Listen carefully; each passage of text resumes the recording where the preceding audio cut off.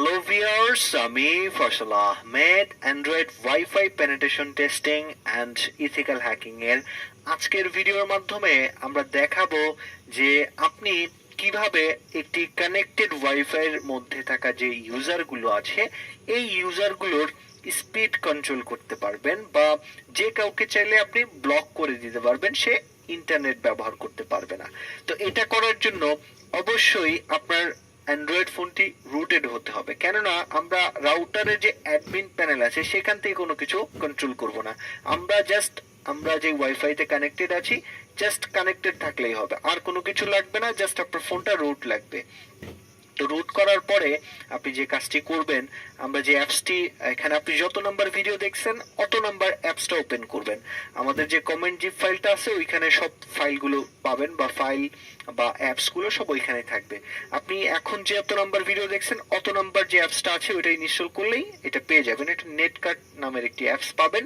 তো এই যে নেটকার্ট নামের যে অ্যাপসটি, এটি যখন আপনি ওপেন করবেন, ওপেন করলে আপনার এখানে যতগুলো ডিভাইস কানেক্টেড আছে সবগুলো একটা লিস্ট পেয়ে যাবেন। তো লিস্ট পেলে এখান থেকে দেখতে পাচ্ছেন আমার এখানে একটা ডিভাইস কানেক্টেড আছে। আমি চাইলে এই যে দেখতে পাচ্ছেন ওয়াইফাই আইকন, এই ওয়াইফাই আইকনের পরে যদি আমি ক্লিক করি তো আমি এখানে অপশন পেয়ে যাব। অপশন এখানে আমি এই যে স্পিডটা আছে এটা আমি কন্ট্রোল করতে পারবো। এই যে দেখতে পাচ্ছেন 100% স্পিড আছে। আমি যদি চাই যে তাকে একটু স্পিড কমাই দেব 75%, আপনি আপনার ইচ্ছা মতো কমাই দিতে পারবেন স্পিড। আর আপনি যদি চান যে তাকে একদম ব্লক করে দিবেন, একদম অফ করে দিলে আপনার একদম পুরোটা অফ হয়ে যাবে, স্পিড 0 আসবে। তাহলে সে টোটালি ব্লক হয়ে যাবে। সে যতবারই ওয়াইফাই সাথে কানেক্টেড হোক কিন্তু তার ইন্টারনেট চলবে না। যতক্ষণ পর্যন্ত আপনি এই ওয়াইফাই এর মধ্যে কানেক্টেড আছেন ততক্ষণ পর্যন্ত আপনার যাকে আপনি ব্লক করেছেন সে ব্লক থাকবে। আর আপনি যদি ব্লকটা ছেড়ে দেন তখন সে আবার ইন্টারনেটটি ব্যবহার করতে পারবে।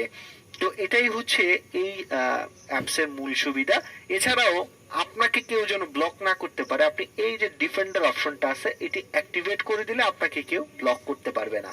এছাড়াও আপনি যদি কাউকে ব্লক করেন, আপনি জাস্ট এই জেইলের এখানে গেলে দেখতে পারবেন আপনি কোন কোন ডিভাইসটা ব্লক করেছেন, এখানে লেখা আসবে।